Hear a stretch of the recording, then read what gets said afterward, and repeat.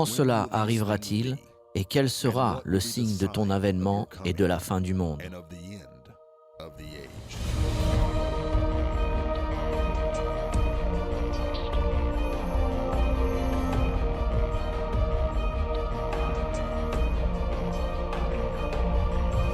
La leçon d'aujourd'hui s'intitule « Le nouvel ordre mondial, c'est le gouvernement mondial ».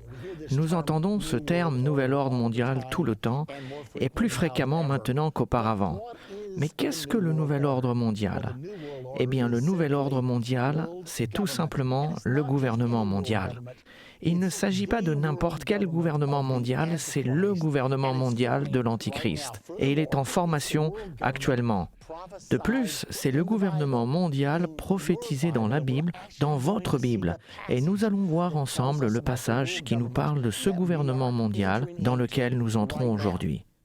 Regardons un moment sur le terme « nouvel ordre mondial ». Croyez-le ou pas, cela se trouve sur chaque dollar américain. On doit se poser la question, qu'est-ce que le terme « nouvel ordre mondial » fait au dos de nos dollars américains? Et en plus, pourquoi l'ont-ils écrit dans une langue étrangère? Si vous regardez au dos du dollar, je pense que vous pouvez le voir ici sur votre écran, vous voyez la pyramide, et juste en dessous de la pyramide, il y a un ruban. Sur ce ruban, en latin, est écrit « Novus Ordo Seclorum ». J'ai étudié un peu de latin à l'école et je me souviens de ceci. Novus signifie nouveau, le mot ordo signifie ordre et le mot seclorum signifie séculaire ou mondial. Et le voici à l'arrière de chacun de nos billets, nouvel ordre mondial. Nous devons nous demander qu'est-ce que cela fait ici? Qui l'a mis ici? Eh bien, je l'ai vérifié, je voulais savoir et j'ai finalement appris que c'est écrit depuis 1935.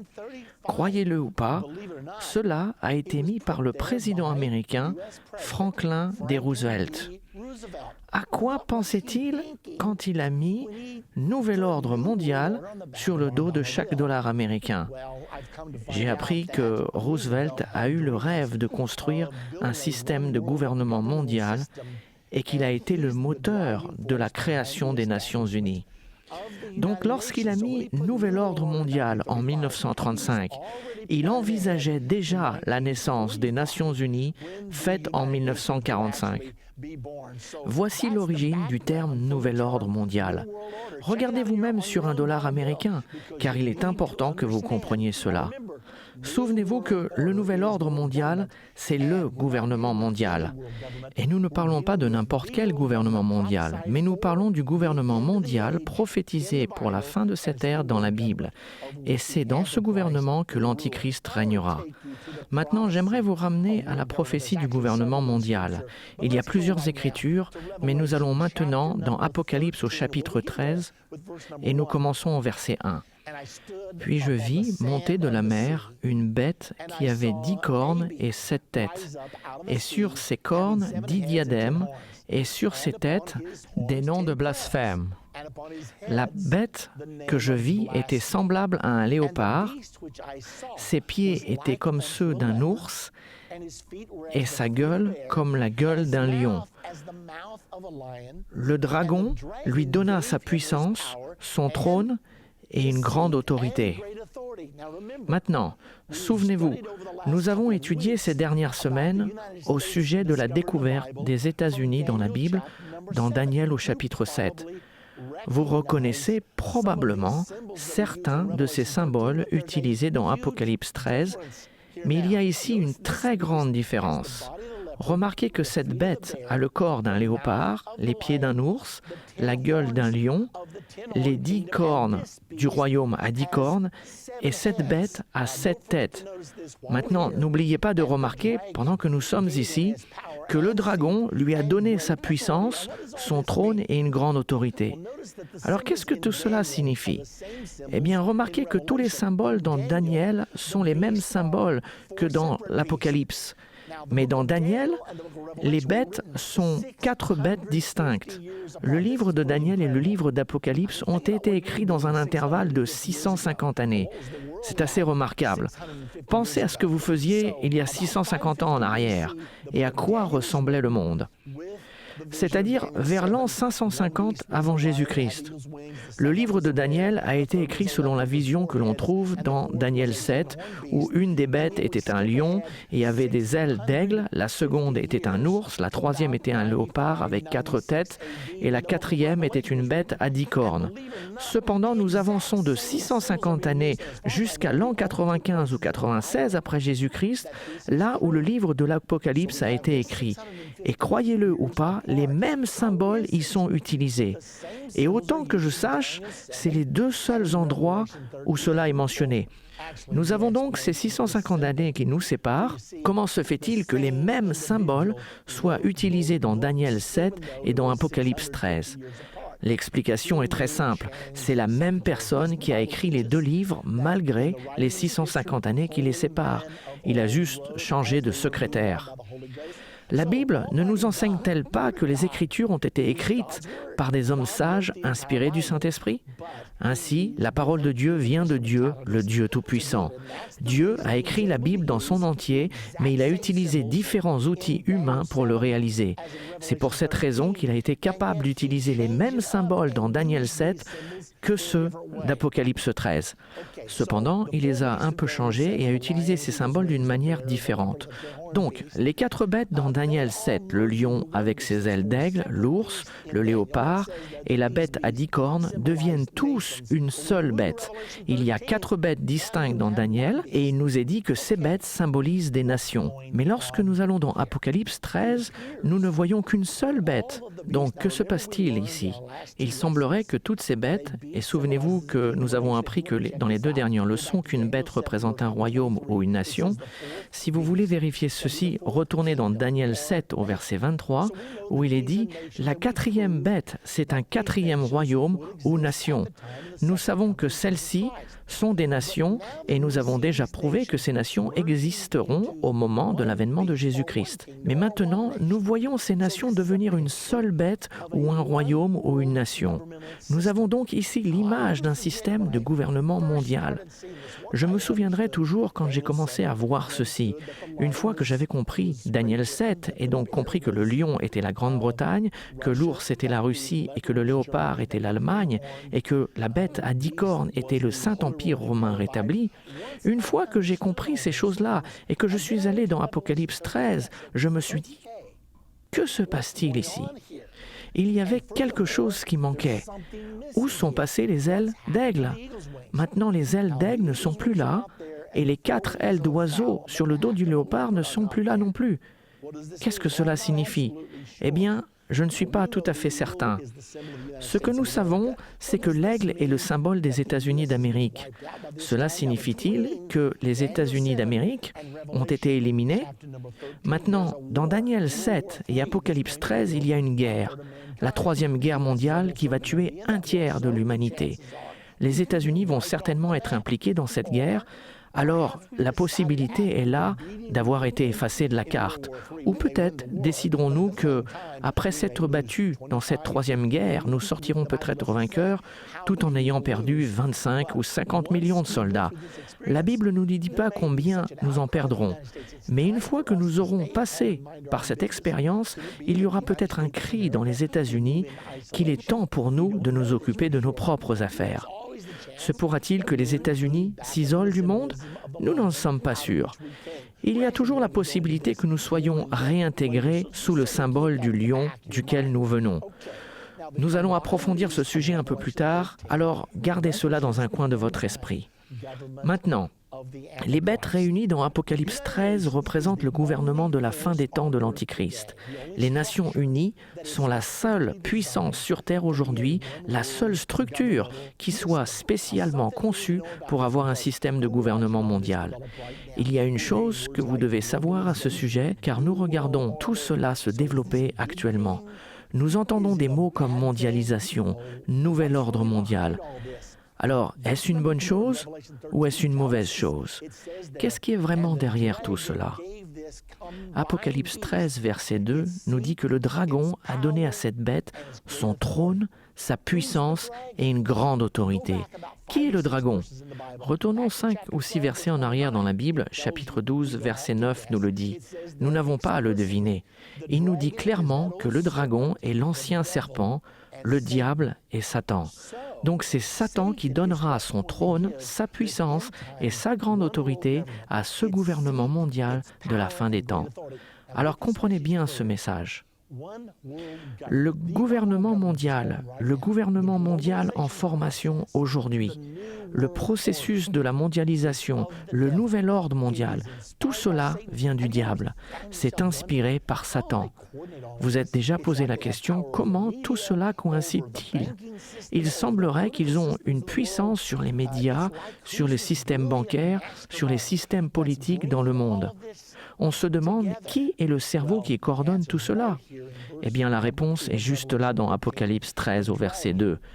Le dragon, le diable ou Satan a donné à la bête, cette bête du gouvernement mondial, son trône, sa puissance et sa grande autorité. La Bible nous dit au verset 3, « Et je vis l'une de ces têtes comme blessée à mort. » Souvenez-vous que cette bête a 7 têtes. Mais sa blessure mortelle fut guérie.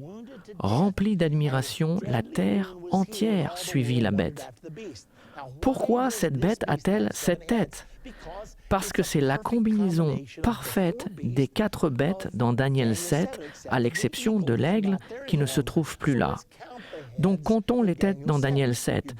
Nous en avons une pour le lion, une pour l'ours, 4 pour le léopard et une pour la bête à 10 cornes. 7 têtes.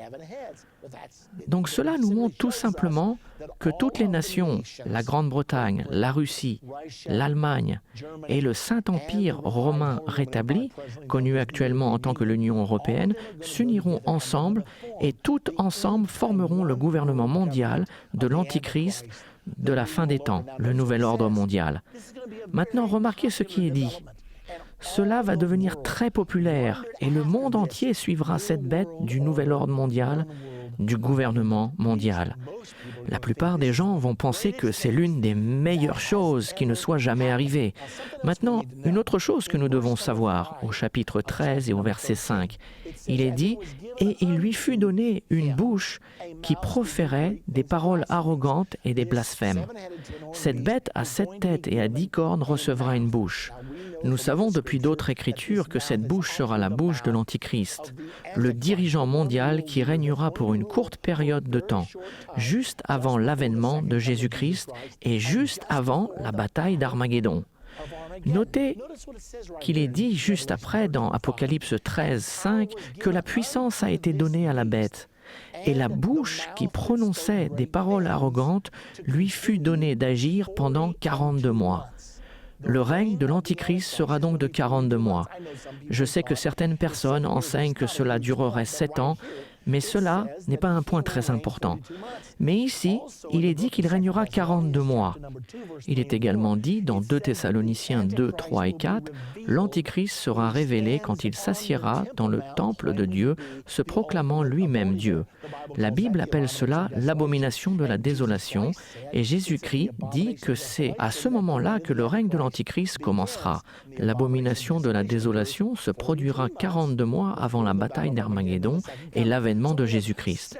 Nous avons donc plusieurs vérifications que le règne de l'Antichrist durera 3 ans et demi. Ça ne semble pas très long, mais dans un temps de tyrannie horrible, c'est bien trop long. Alors son règne sera de courte durée, mais terrible. Voici ce que Jésus a réellement dit. Jésus a dit dans Matthieu 24, 21, « La détresse sera si grande qu'il n'y en aura point eu de pareil. Pensez à cela, pire que l'Holocauste d'Hitler, pire que les croisades du Moyen-Âge, une grande tribulation comme il n'en a jamais eu auparavant et comme il n'y en aura jamais. » Il y a encore quelque chose que vous devez comprendre. Remarquez que cette bête, dont il est dit qu'elle a 7 têtes, et que sa bouche est comme la bouche d'un lion. Maintenant, qu'est-ce que cela veut dire? Eh bien, nous avons 7 têtes. Une est celle du lion, une est celle de l'ours, 4 sont celles du léopard et une est la bête à 10 cornes. Pourquoi est-ce que ce passage mentionne tout particulièrement que la bête a la bouche d'un lion? Eh bien, l'obstacle primordial d'un gouvernement mondial au travers de l'histoire a toujours été la barrière de la langue. Souvenez-vous, quand le peuple de l'Ancien Testament voulait construire un gouvernement mondial à Babylone, ils ont commencé par construire cette grande tour qui atteindrait le ciel et Dieu les a arrêtés en confondant leur langage. Il a créé différentes langues afin qu'ils ne puissent communiquer et a arrêté ainsi leur intention pour un gouvernement mondial pour lequel Dieu était opposé. Maintenant, à la fin, Dieu va permettre un gouvernement mondial, mais pas avant que l'homme choisi arrive pour le diriger. Souvenez-vous, le pouvoir corrompt, mais un pouvoir absolu corrompt totalement. Tant qu'une personne, autre que le prince de la paix, Jésus-Christ, dirigera un gouvernement mondial, il ramènera des moments de tyrannie horrible. Le pouvoir corrompt, mais un pouvoir absolu corrompt totalement. L'Antichrist finira par être l'individu le plus corrompu qui n'ait jamais régné dans ce monde. Donc, l'Écriture nous dit qu'il y a 7 têtes. Il nous est dit très clairement que l'une d'entre elles est celle d'un lion, mais que la bouche de cette bête du gouvernement mondial sera la bouche d'un lion. Qu'est-ce que cela signifie pour vous? Vous savez, nous sommes en train de voir toutes ces choses arriver. Le processus de la mondialisation, le nouvel ordre mondial, est démontré dans Apocalypse 13. Donc, pourquoi nous est-il dit que la bouche de la bête du gouvernement mondial sera la bouche d'un lion?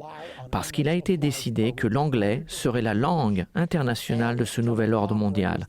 Savez-vous que tous les pilotes voyageant sur les vols internationaux sont obligés de parler anglais et que les standardistes traitant des appels internationaux doivent parler anglais?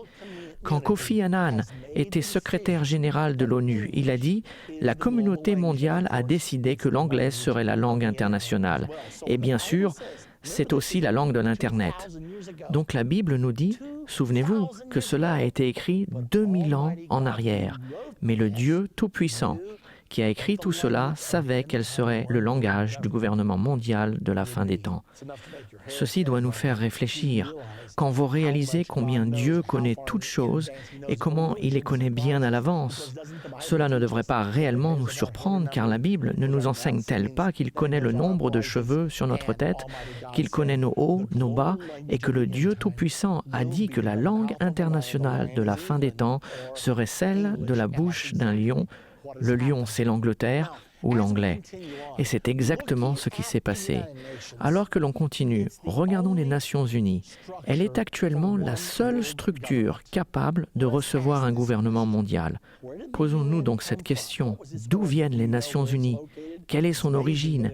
Savez-vous où elle se situe? C'est étonnant, mais dans les conférences que je donne au travers des États-Unis, je pose cette question. Est-ce que quelqu'un connaît où se trouve le siège social des Nations Unies? Pouvez-vous croire que seulement 10 à 15% des gens le savent, tellement nous sommes occupés par d'autres choses? Donc, d'où viennent-elles? C'est une ancienne idée qui s'est réalisée récemment. Il y a longtemps, pendant la Première Guerre mondiale, c'était la pire des guerres que le monde n'ait jamais connue. Elle était appelée la Grande Guerre. 8,2 millions sont morts. Avant celle-ci, il n'y a jamais eu de guerre avec plus d'1 million de morts. La Première Guerre mondiale, 8,2 millions de morts. Le monde a dit « plus jamais ça ». Il faut que l'on trouve un moyen d'établir des structures de sécurité mondiale pour éviter que cela ne se reproduise à nouveau. Alors, ils ont mis en place ce que l'on appelle la Ligue des Nations. Le président américain, Woodrow Wilson, a présenté cette idée. Mais plusieurs dans le Congrès ont dit « Attendez un peu, nous ne voulons pas aller dans cette direction. Nous ne voulons pas faire partie d'un gouvernement mondial. Nous ne voulons pas abandonner la souveraineté américaine. » Et ils ont voté contre cette idée. Puisque Wilson n'a pas réussi à convaincre son propre gouvernement à accepter l'idée de la Ligue des Nations, celle-ci s'est rapidement démantelée et est tombée dans l'oubli. Eh bien, 20 ans plus tard, voici la Deuxième Guerre mondiale. Et cette fois-ci, nous n'avons pas 8,2 millions de morts, mais 52 millions. Mettez bien cela dans votre esprit. Pouvez-vous imaginer, pendant 6000 ans d'histoire humaine, il n'y a eu aucune guerre de plus d'1 million de morts. Et nous arrivons à l'ère de la découverte du XXe siècle et nous avons la Première Guerre mondiale avec 8,2 millions de morts et la Deuxième Guerre mondiale avec 52 millions de morts. À la fin de la Deuxième Guerre mondiale, le cri pour la sécurité mondiale résonnait plus fort que jamais. Et Franklin D. Roosevelt y croyait bien avant, car il avait déjà fait mettre en 1935 le terme « nouvel ordre mondial » à l'arrière de chaque dollar américain. Donc il était prêt, il était préparé pour cela. Souvenons-nous de ce qui s'est réellement passé après la Deuxième Guerre mondiale. L'Europe s'est unifiée. Adolf Hitler a déclenché ce conflit horrible sur l'Europe, sur Staline, Churchill et Roosevelt.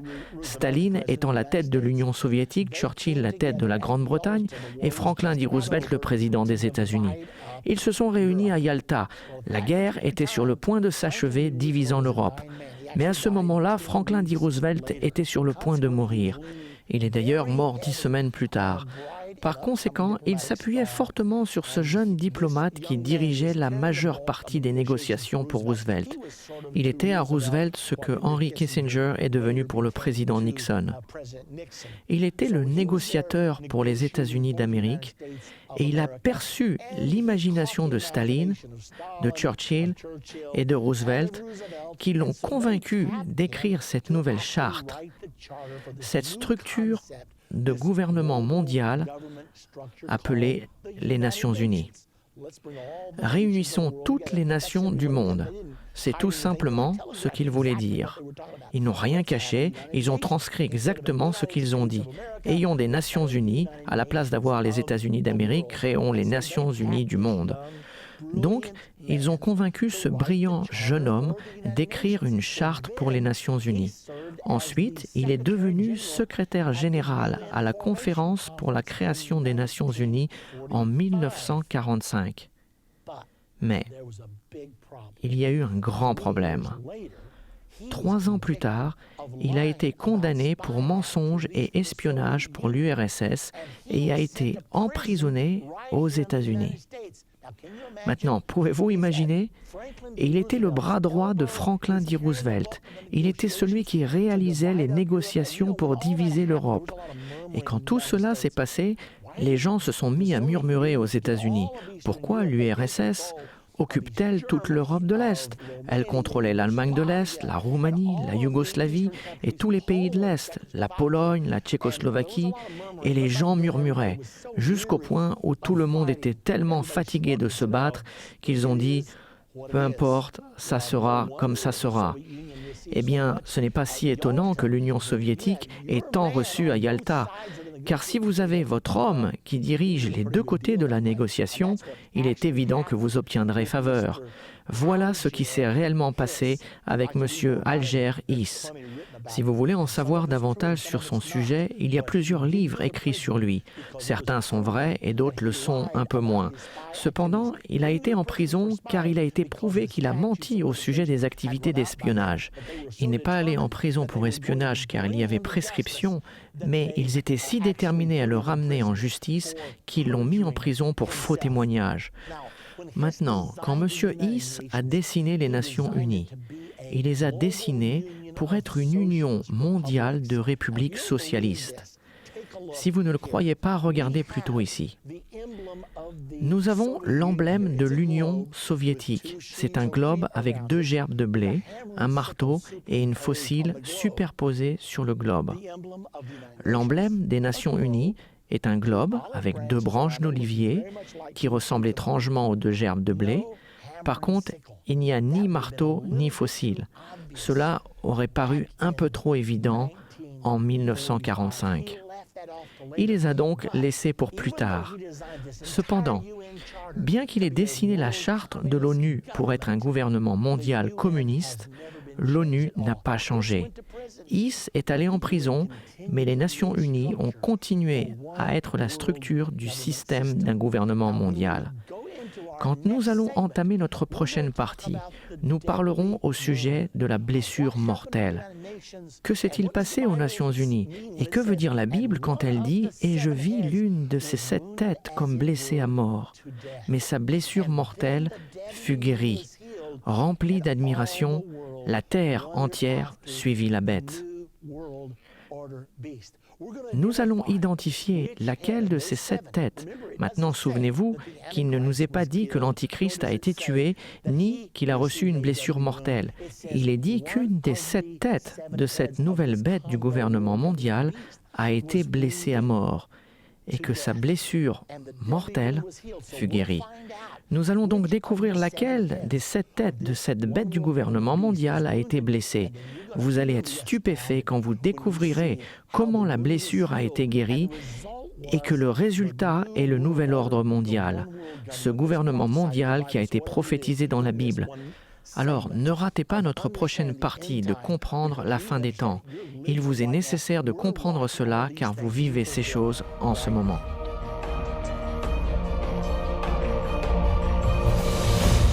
Dans la dernière partie de comprendre la fin des temps, nous avons parlé de la bête du chapitre 13 de l'Apocalypse.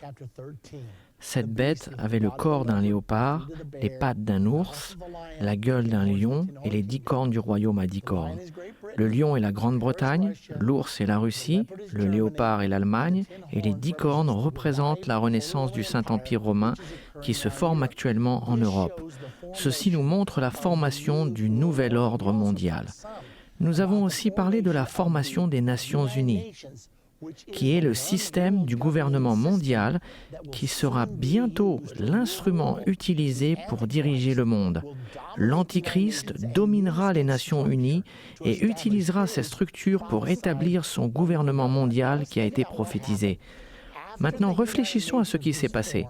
Après la création des Nations Unies en 1945, tout n'a pas fonctionné exactement comme prévu.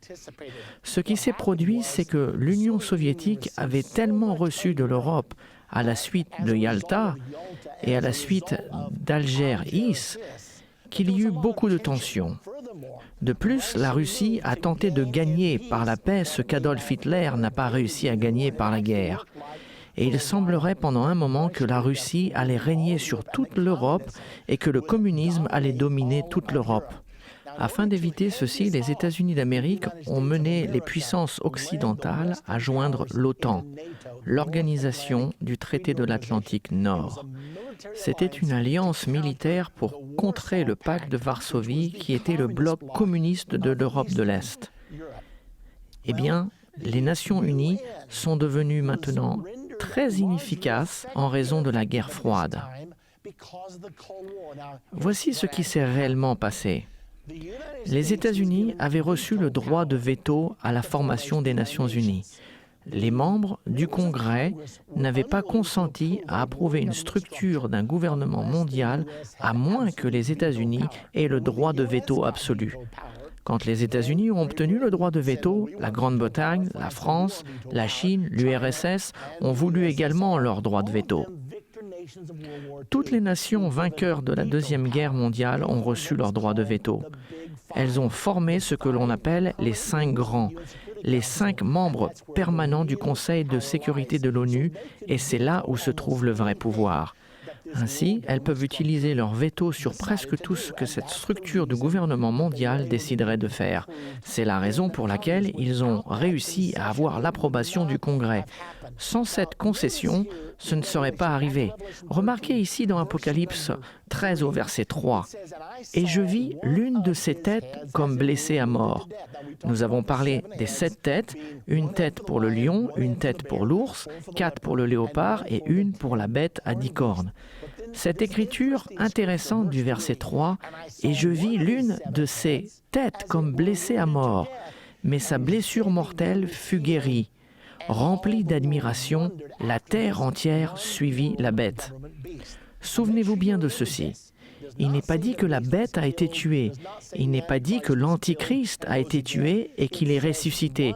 Il est dit qu'une des 7 têtes a été blessée à mort. Il est impossible de savoir laquelle des têtes ou ce que cette blessure mortelle signifie vraiment sans savoir ce que représentent les têtes. Retournons en arrière et récapitulons.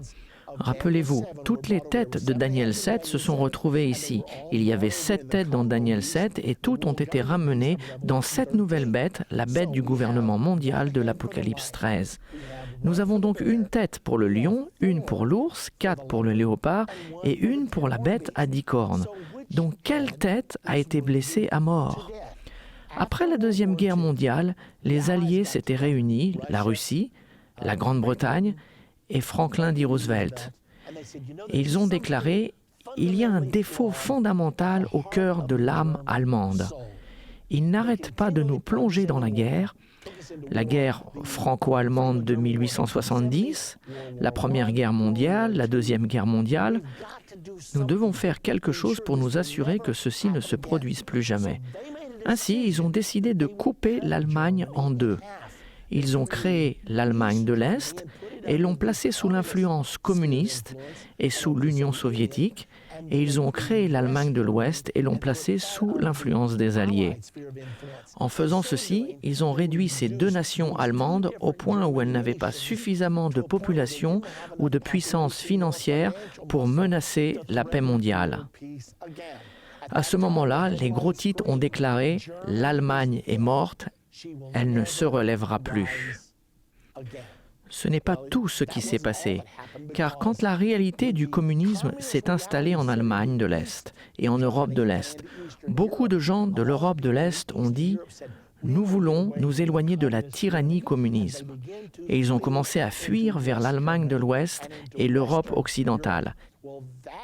C'est là que l'Union soviétique a décidé de construire le 14 août 1961 le mur de Berlin, ce mur de 46 km de long divisant Berlin-Est de Berlin-Ouest. Ils ont aussi mis en place le rideau de fer et des postes de guet à travers l'Europe, séparant l'Europe de l'Est de l'Europe de l'Ouest.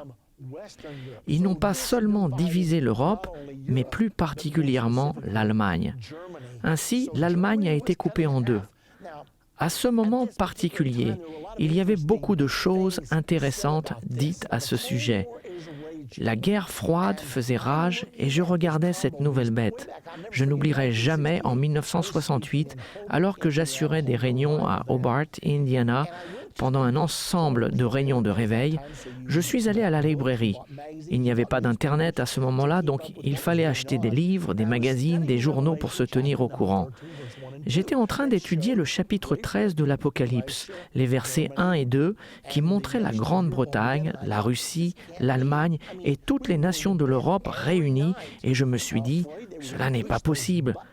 Nous allions nous coucher chaque soir craignant qu'ils appuient sur les boutons et fassent sauter le monde. La Grande-Bretagne et la Russie étaient des ennemis farouches. C'était l'Est contre l'Ouest. C'était le sommet de la guerre froide. Je l'ai vu dans la Bible et je me suis dit, Seigneur, on dirait que toutes ces puissances vont se joindre à ce gouvernement mondial de la fin des temps. Mais en 1968, cela paraissait absolument impossible. Le conflit concernant la réalisation du rideau de fer et la construction du mur de Berlin était si amer. Et bien sûr, l'Union soviétique avait mis en quarantaine et boycotté Berlin et nous devions approvisionner Berlin par avion, le fameux pont aérien de Berlin. Donc, il y avait un énorme conflit. Beaucoup de gens pensaient que l'Union soviétique et les États-Unis partiraient en guerre. À cette époque, j'étudiais cette prophétie et pensais avoir vu que la Grande-Bretagne et l'Union soviétique se joindraient à l'Allemagne et aux nations de l'Europe. Je me suis demandé comment cela pourrait arriver. Le 29 mars 1968, je suis allé à la librairie et j'ai regardé le magazine Life du 29 mars 1968. Et j'ai vu sur la couverture 3 superpuissances et demie pour gouverner le monde.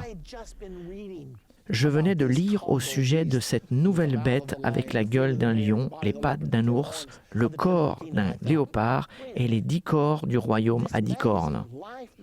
Je me suis dit, attends un peu, ce magazine Life, un magazine respecté, parle de 3 superpuissances et demie pour gouverner le monde.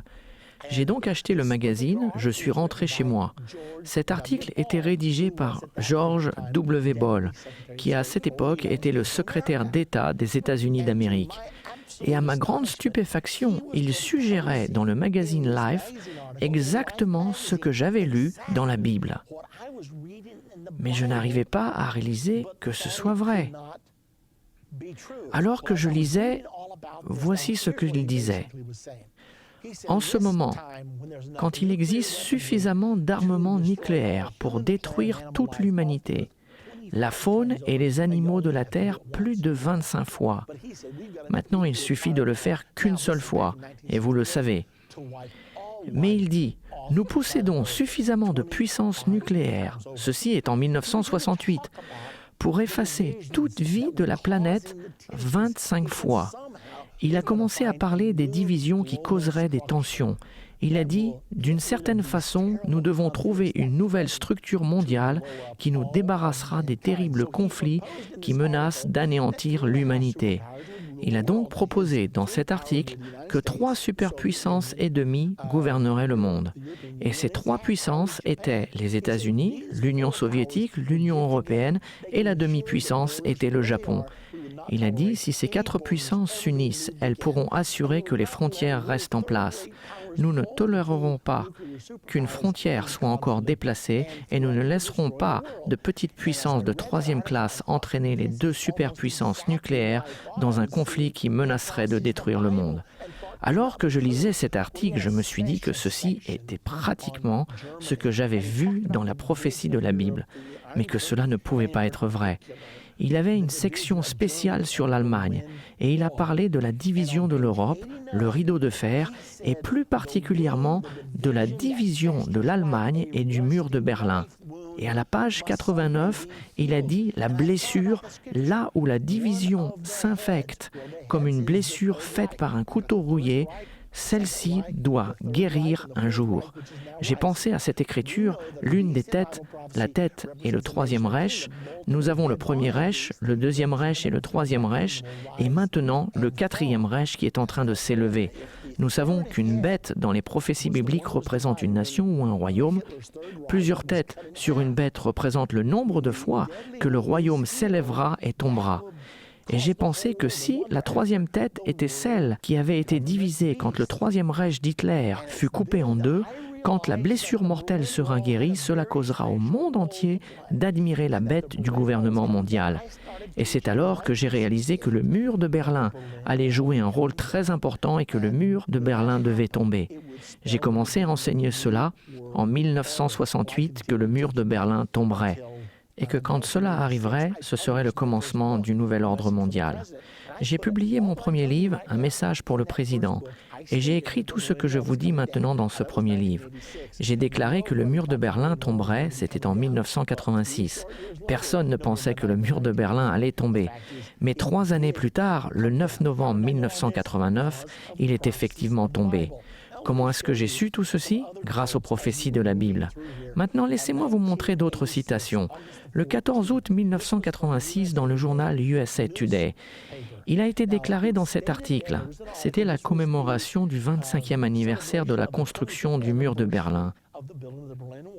Et le titre était « Mur de Berlin. L'Ouest est sombre, l'Est est en fête ». Mercredi, le 25e anniversaire du mur de Berlin a célébré son rôle unique, symbolisant les différences Est-Ouest, les briques et le mortier de la propagande des 46 km qui ne guériront jamais. Je l'ai lu et je me suis dit, on dirait qu'il s'agit des 3 superpuissances et demie pour gouverner le monde. La blessure mortelle qui ne guérit pas, la blessure du couteau rouillé qui ne guérit pas, et les voici se référant à la division de l'Allemagne et du mur de Berlin une fois de plus, et répétant que c'est une blessure. Et la Bible indique qu'une des têtes était blessée à mort. Souvenez-vous de l'article du magazine Life du 29 mars 1968, c'est exactement ce qu'ils avaient dit. Chaque côté peut se permettre de donner suffisamment de liberté à l'autre à l'extérieur de l'Europe, là où la division qui s'infecte comme une blessure de couteau rouillé doit un jour guérir. Puis, le Dayton Daily News a dit le 20 avril 1989, « Nous sommes maintenant très proches de la chute du mur de Berlin. » Mikhail Gorbatchev avait surgi sur la scène mondiale en 1985, il avait capturé l'imagination du monde, il parlait de la liberté pour tous, nous ne savions pas s'il fallait le croire ou pas, et finalement l'article du Dayton Daily News a dit ceci, Gorbatchev doit maintenant faire tomber le mur. Mikhail Gorbatchev s'est mis le dos au mur. S'il est sérieux, il doit démolir le mur de Berlin. Ainsi donc, toute l'attention du monde était concentrée sur le mur de Berlin. Je ne peux pas vous décrire ce que cela signifiait pour moi.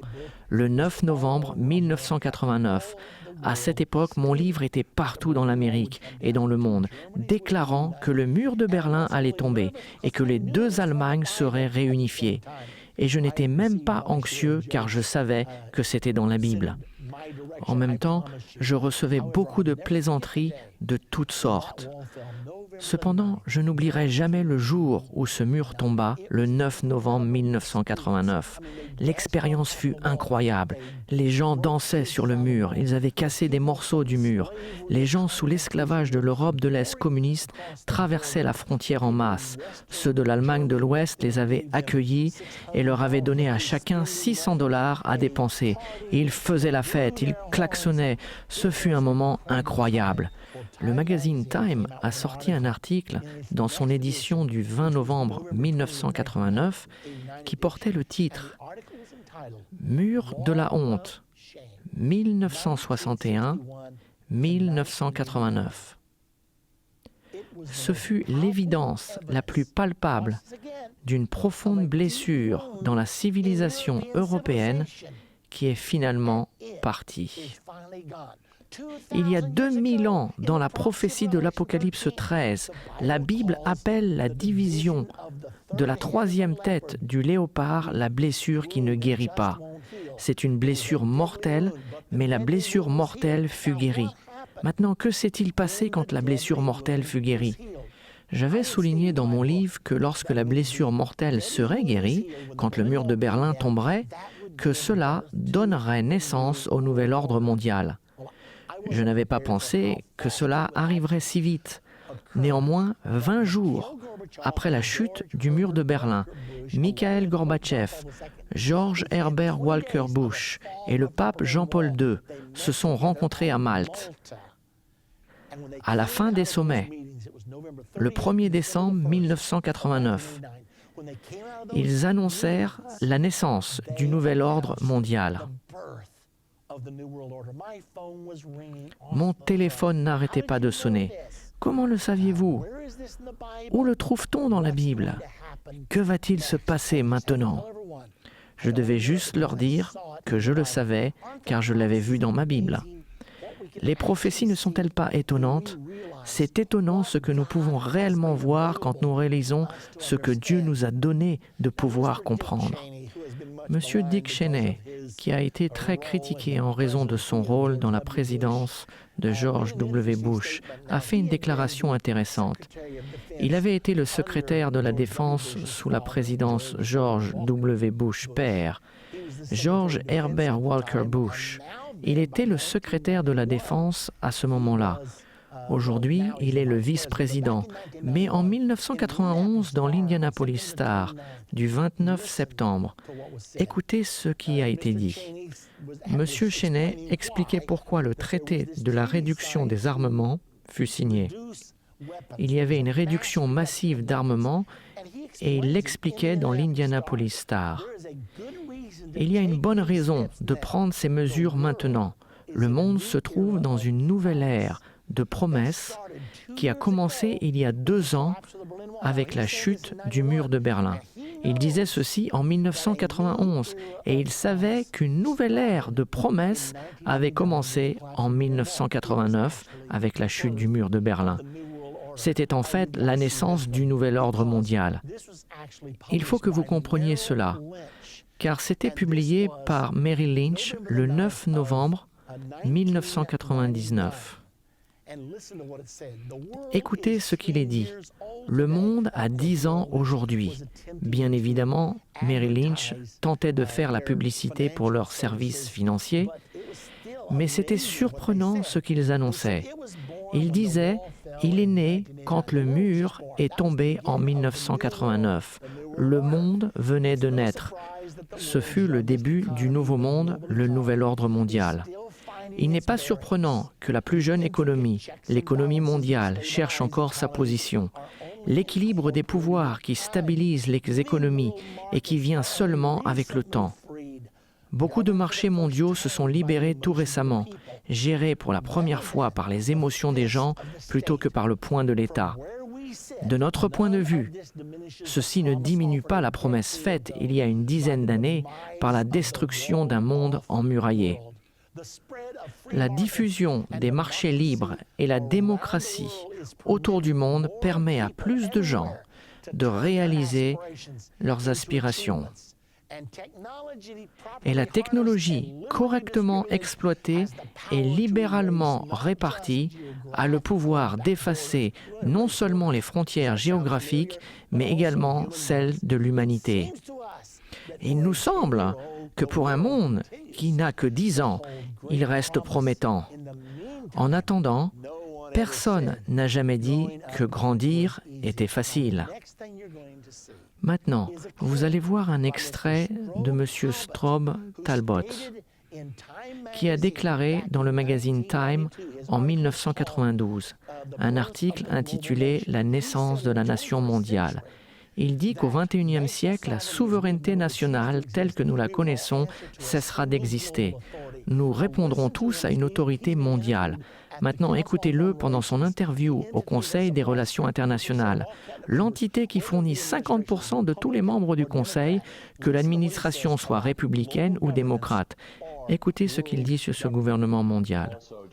Permettez-moi également à exprimer ma reconnaissance, tout d'abord au Conseil. C'est merveilleux de me retrouver ici. J'aime cette institution. Elle représente une grande partie de mon éducation depuis des dizaines d'années.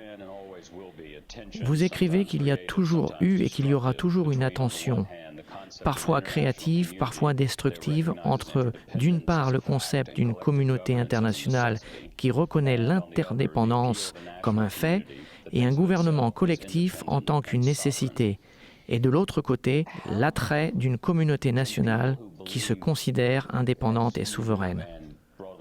Comment ceux qui pensent, comme vous, et qui sont généralement affiliés au Parti démocrate, comment ces voix que nous associons plus au Parti démocrate parlent du gouvernement mondial sans tirer le signal d'alarme?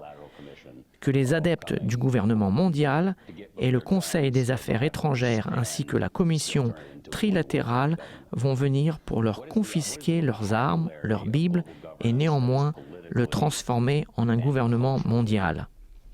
Quel est le vocabulaire du gouvernement mondial qui est politiquement et culturellement le plus correct? Pourquoi le gouvernement mondial est-il presque une expression taboue pour ceux qui veulent éviter un empoisonnement politique dans les débats? J'ai fait des recherches sur Internet et ailleurs sur ce sujet. Et j'étais surpris de découvrir que le terme gouvernement mondial est volontairement évité. Le gouvernement mondial est une expression généralement employée dans les programmes d'enseignement universitaire tout autour du monde et dans la presse. J'ai appris très rapidement à mes dépens de l'éviter si j'étais dans le département d'État, même si je travaillais pour un président internationaliste libéral. Il y a toujours cette association avec le bruit des hélicoptères noirs se préparant à atterrir dans nos cours d'école et ainsi de suite. Le gouvernement mondial suggère l'existence d'une capitale unique, avec un drapeau unique et vraisemblablement un hymne national unique. Et la souveraineté de toutes les autres nations lui est subordonnée. À propos, Harry Truman a cru en cela. La fédération du monde est le Parlement de l'homme. Et c'est un rêve que certains entretiennent toujours pour l'avenir. Mais la gouvernance mondiale, telle qu'elle est utilisée d'après moi, n'est pas un rêve. C'est une réalité et nous l'avons depuis longtemps. À l'ère moderne, c'est-à-dire maintenant, nous avons une gouvernance mondiale sous plusieurs formes. Certains sont associés aux Nations Unies, d'autres sont associés à l'Organisation mondiale de la santé. Il y a un gouvernement régional. C'est juste une réalité de la vie. Donc je vois la gouvernance mondiale comme rien de plus ou de moins qu'un moyen collectif pour les États souverains de gérer le fait et le déroulement de la mondialisation et le fait de l'interdépendance. Bien, vous l'avez entendu de M. Strobe Talbot. Qui est-il? Il a travaillé à l'administration Clinton pendant 7 ans. Il était le colocataire avec Bill Clinton quand il étudiait à Rhodes, en Angleterre. Maintenant, il est le président de l'Institut du Brookings. Et Susan Rice, qui était la conseillère des Affaires étrangères du président Barack Obama, a travaillé sous la présidence de Strobe Talbot à l'Institut de Brookings. Cet homme qui croit au gouvernement mondial. Elle est maintenant considérée par le président Obama pour être notre ambassadrice aux Nations Unies. Nous observons le gouvernement mondial, la mondialisation, l'Organisation mondiale du commerce, la Banque mondiale, la Cour mondiale. Avec tous ces termes, nous observons le gouvernement mondial. C'est en ce moment, c'est dans votre Bible et vous le voyez se former en ce moment. N'êtes-vous pas content pour les prophéties de la Bible? Sans elles, nous ne serions pas conscients des événements prophétiques qui se passent dans le monde.